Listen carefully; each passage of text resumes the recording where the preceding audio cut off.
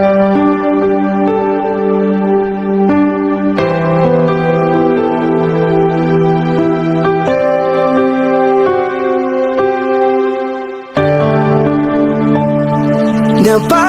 na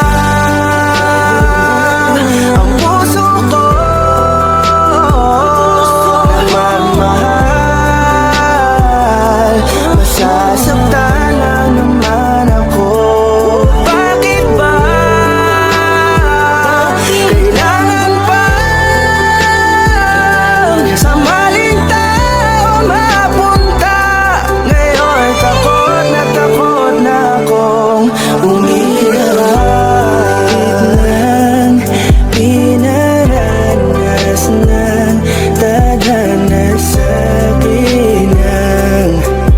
paglaruan, hindi nakikinig, kaya nasasaktan.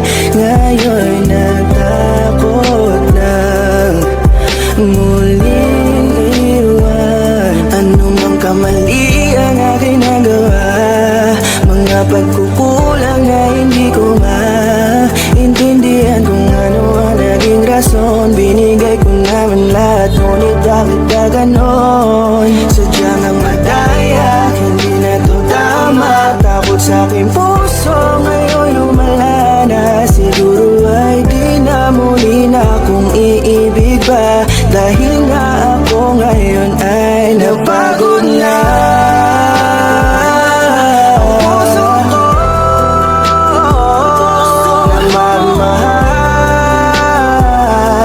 Masasaktan lang naman ako. Bakit ba kailangan pa sa maling tao mapunta? Ngayon takot na akong umibig pa. Akong nasaktan, paulit-ulit na lang ang nangyayari sa akin. Ba't ganito palagi ang tadhana? Bakit sa maling tao pa lagi napupunta? Sana di ko na lang pala nakilala siya. Sana hindi ako ngayon nasasaktan.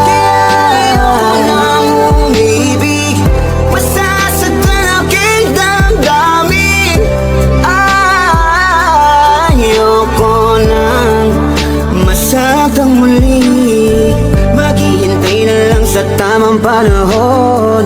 Baka sakaling sa'kin na ituon ang pagkakataon, dahil hanggang ngayon nag-aalangan pa rin ang aking puso. Napagod na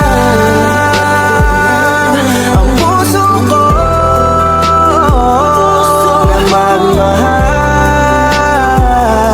Masasaktan lang naman ako. Bakit ba kailangan pa sa maling tao mapunta? Ngayon takot na akong umibig pa.